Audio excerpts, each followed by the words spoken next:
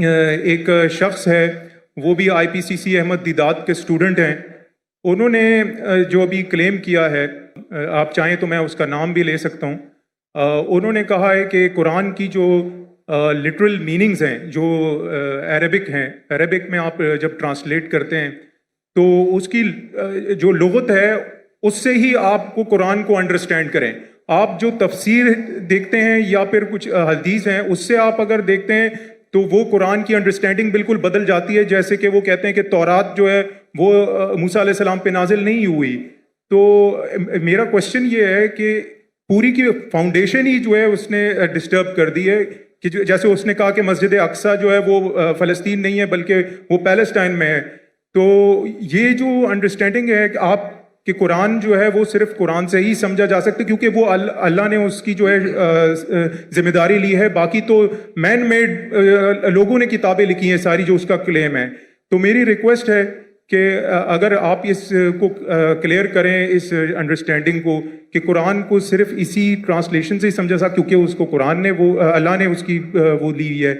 تو اور ریکویسٹ ہے کہ آپ سمجھ گیا بھائی, کب سے کھڑے ہوئے سمجھ گیا آپ سر. میں سمجھدار ہوں میں, اور کس کے بارے میں بات کرتے ہو بھی جانتا ہوں میں. جزاک اللہ. بھائی صاحب کا سوال ہے کہ ایک شخص ہے پاکستان میں جو دیدہ صاحب کا شاگرد کہلاتا ہے, اور وہ کہتا ہے کہ قرآن مجید کو لغوی معنی ٹرانسلیشن کیا ہے اس سے سمجھا جا, حدیث سے نہیں. قرآن میں کئی آیتیں اطیعوا اللہ اطیعوا رسول, اوبے کرو اللہ کو اللہ کے رسول کو. کیسے اوبے کریں گے؟ اللہ کے رسول ابھی زندہ ہے نہیں, ان کی ٹیچنگ زندہ ہے جی, انتقال ہو چکا ہے. انشاءاللہ جنت فردوس میں ملیں گے انشاءاللہ. تو کس سے پوچھیں گے آج کی تاریخ میں؟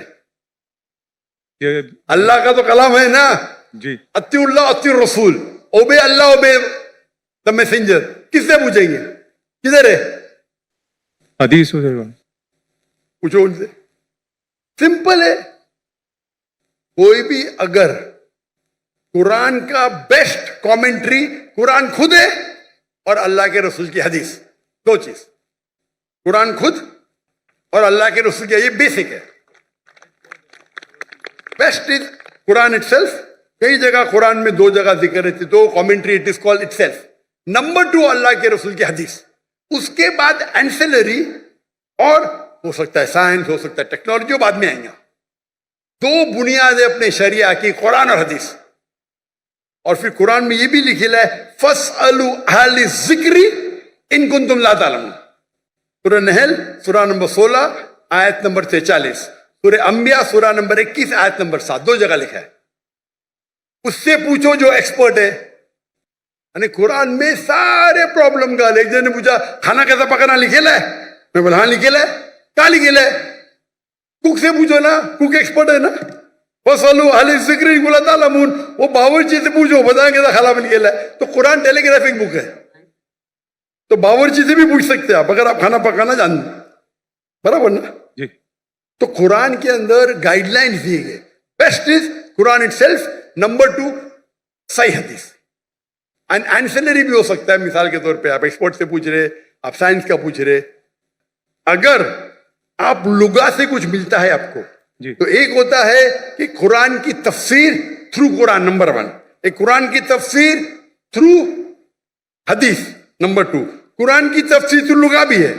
اگر آپ کو کچھ لغوی معنی ملتی ہے اور اگر وہ دوسرے کوئی قرآن کے آیت سے نہیں ٹکراتی ہے اور صحیح حدیث سے نہیں ٹکراتی, تو آپ اس کا استعمال کر سکتے ہیں. سمجھے نا؟ جی جی. کیونکہ کئی بار ایک عربی لفظ کے 3 معنی 4 معنی ہوتے ہیں. تو پہلے آپ کو تحقیق کرنے پڑے گا اس کے بارے میں قرآن میں اور کہاں لکھا گیا ہے. مل گیا, حدیث سے مل گیا. پھر لغا دیکھو, اچھا یہ قرآن میں 4 معنی ہیں, یہ 2 قرآن سے ملتے, حدیث سے ملتے, باقی 2 نہیں ملتے, باقی 2 کو نکال دو. آپ سمجھے جی. لیکن اگر نہیں ٹکراتی ہے تو آپ استعمال کر سکتے ہیں. اگر قرآن اور صحیح حدیث سے نہیں ٹکراتی ہے, اگر آرڈر رہتا ہے, دیر از آرڈر. نمبر 1 از قرآن, پھر حدیث ہے, پھر بعد میں آپ کا لاجک ہے. لاجک اوپر نہیں آتا ہے, لاجک نیچے, عرف ہے, کسٹمز ہے. تو فقہ کے اندر اصول ہے, کہ اصول کے ڈفرینس ہونے کی وجہ سے تھوڑا اختلاف ہے، اس کے اوپر بھی میں ڈیٹیل میں جاؤں گا نہیں، جی لیکن لغا کا امپورٹنس ہے، ٹاپ پہ نہیں ہے، ٹاپ پہ نہیں ہے، نیچے. آپ سمجھے نا؟ جی جی اگر حدیث سے ثابت ہو گیا کہ یہ قرآن کے معنی یہ ہے تو حدیث ہے فائنل، بٹ صحیح حدیث ہونا چاہیے. مثال کے طور پہ سب سے پہلی آیت جو نازل ہوئی، پہلے دو آیت، اقرا بسم ربک الذی خلق، خلق الانسان من علق، اور اقرا کی سورہ نمبر 96 ورس 1 and 2، پڑھو اللہ کے نام سے جس نے پیدا کیا ایک خون کے لوتڑے سے، لیچ. ابھی سائنس آج کہتی ہے خون کے لوتڑے سے تو انسان بنا ہی نہیں، اس کا مطلب قرآن میں غلطی ہے، نعوذ باللہ رب اللہ. اور بہت سے لوگ اعتراض دیتے آپ کے پہلی دو آیت میں ہی غلطی ہے، کیونکہ پہلے لوگ سمجھتے تھے، گریک لوگ، کہ انسان خون کے لوتھڑے سے بنا ہے. ابھی آپ جب تحقیق کریں گے تو علاقہ کے معنی تین ہوتے ہیں. خون کا لوتھڑا، لیچ، لوچ جیسا، latch like substance, and some thing which killings, تین معنی ہوتے ہیں. خون کا لوتھڑا، لیچ لائک سبسٹینس. لیچ کو کیا بولتے ہیں اردو میں؟ لونچ. لیچ کو کیا بولتے ہیں اردو میں؟ جونک.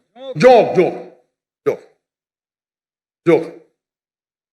اور تیسرا ہے سم تھنگ وچ کلنگ، جو لٹکتا ہے. تو کیت مور کے پاس جب گئے تھے اور یہ تینوں معنی دکھائے، کیت مور ایک کرسچن تھا، جی 1991 میں 1922 میں گئے تھے ان کے پاس. وہ دنیا کا بیسٹ ایمبریولوجسٹ تھا. لکھے کہ ترجمہ ہماری سائنس کو پتہ ہی نہیں کہ ایمبریو مطلب جب بچہ ماں کے پیٹ میں جب شروع میں پیدا ہوتا ہے اسے کہتے ہیں ایمبریو.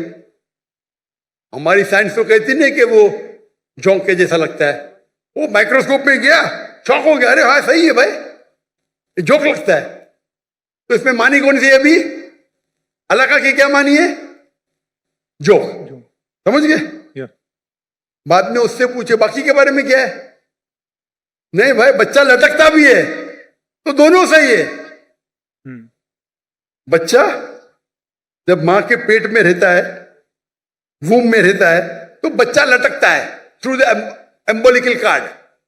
امبولیکل کارڈ کے تھرو لٹکتا ہے، برابر؟ دونوں صحیح ہے. اور ریسرچ کرے پتا چلا کہ دکھنے کے اندر بچہ شروع میں خون کا لوترا دکھتا ہے، تو وہ بھی صحیح ہے. خون کے لوترے سے نہیں بنا، لیکن خون کے لوترے جیسا لگتا ہے. تو قرآن کی جو آیت ہے اقرا بسم ربک الذی خلق، خلق الانسان من علق، علاقہ کے معنی خون کا لوتڑا، جونک اور لٹکنا، تینوں صحیح ہے. کوئی بھی حدیث سے ٹکرارا نہیں، کوئی بھی تفسیر میں لکھا نہیں، کوئی بھی تفسیر میں لکھا نہیں کہ یہ لونچ کے بارے میں، جوک کے بارے میں. خون کا لوتڑا لکھا ہے، لیکن وہ غلط فہمی تھی، کیونکہ خون کے لوترے سے بنتا نہیں، خون کے لوترے جیسے لگتا ہے. آپ سمجھ رہے نا؟ تو اس وقت آپ لغا کا استعمال کریں، اچھی بات ہے، لیکن وہ لغا اگر قرآن کی دوسری آیت سے ٹکراتا ہے یا حدیث سے ٹکراتا ہے تو اس کو چھوڑ دینے کا. آپ سمجھ رہے نا؟ جی جی تو لغا کی اپنی اس کا درجہ ہے، لیکن نیچے. تو اگر آپ اصول کو جانیں، اصول کو جانے نے اور اپنے فتوے دینے لگے تو حالت یہ ہوئیں گا. اور امت کو اگر بیسک نالج ہے دین کی، کوئی بھی عالم آپ کو کوئی بھی گھمائیں گا نہیں. عالم اگر آپ کو پتا ہے دین کے بارے میں، واللہ کوئی بھی عالم گھما نہیں سکتا آپ کو. تو پرابلم ہے ہم دین کے بارے میں جانتے ہی نہیں نا. میں آپ سے سوال پوچھتا ہوں، اگر ہندوستان میں حیدرآباد میں گاڑی پہلی بار آئی تھی بہت سال پہلے، تو ایک نواب گاڑی خریدتے، پہلی بار گاڑی آتی، امیر رہتے، مل جاتی گاڑی ان کو. تو گاڑی کے ساتھ ڈرائیور بھی آتی، کس کو چلانے آتا ہی نہیں، گاڑی کس کو چلانے آتا ہی نہیں نا، تو کمپنی اس کو ڈرائیور بھی دیتی ہے. تو نواب صاحب بولتے میری بیوی کو شاپنگ جانے کے، گاڑی کو باہر نکالو. تو ڈرائیور بولتا نواب صاحب گاڑی خراب ہو گئی، اب بھی صحیح کرو. تو بولے صحیح کرنے کے لیے 10 کلو گھی چاہیے، 20 کلو رائس چاہیے، باسمتی رائس، اور 30 کلو شکر. تو نواب صاحب اس کو 20 کلو گھی دیتے، 30 کلو باسمتی رائس اور 30 کلو شکر دیتے، اور گاڑی چلنے لگتی. میں آپ کو پوچھتا ہوں، آج آپ کا ڈرائیور بولا مجھے گاڑی صحیح کرنے کے لیے 20 کلو اصل گھی چاہیے، 30 کلو باسمتی رائس چاہیے اور 30 کلو شکر چاپ دیں گے اس کو؟ Of course not. کیا کریں گے؟ لات مار کے بھگائیں گے نا، کیونکہ آپ گاڑی کے بارے میں جانتے ہیں. جی آپ دین کے بارے میں نہیں جانتے تو یہ مسلمان کا جہل ہے. آپ دین کے بارے میں جان لیں گے تو کون آپ کو گھی نہیں پوچھے گا. آپ سمجھے نا؟ جی کل میرے بیٹے نے تقریر کی تھی اردو میں، کیا قرآن کو سمجھ کے پڑھنا ضروری ہے؟ ہو سکتا ہے کہ یہ ایگزامپل انہیں دیا ہوگا کل کی تقریر میں. دی ہے دیے نا؟ ماشاء اللہ آپ تھے. جی تو وہ پرابلم ہے. اگر کوئی ایک دم پیچیدہ سوال ہے فقہ کا تو جا کے پوچھو. یہ بیسک کیا پوچھنے کا؟ ہمارا فرض ہے. اگر کوئی فقہ کے بارے میں تو جاؤ مولانا کے پاس، اچھی بات ہے. یہ بیسک چیز کے بارے میں کیا؟ آپ سمجھ رہے نا؟ جی تو if you know the basic knowledge کو نا میں گھمائیں گا نہیں. تو قرآن کو سمجھ کے پڑھو. الحمدللہ جہاں تکلیف آتی ہے نزول قرآن تو عالم سے بات ضروری ہے، لیکن یہ بیسک کس طریقے سے قرآن و حدیث پہ عمل کرنا چاہیے تو ہر مسلمان اگر سیکھے. یہ ہمارے راہ نجات کی کتاب ہے، تو انشاءاللہ ہم اس دنیا میں سفل رہیں گے، آخرت میں بھی. جزاک اللہ.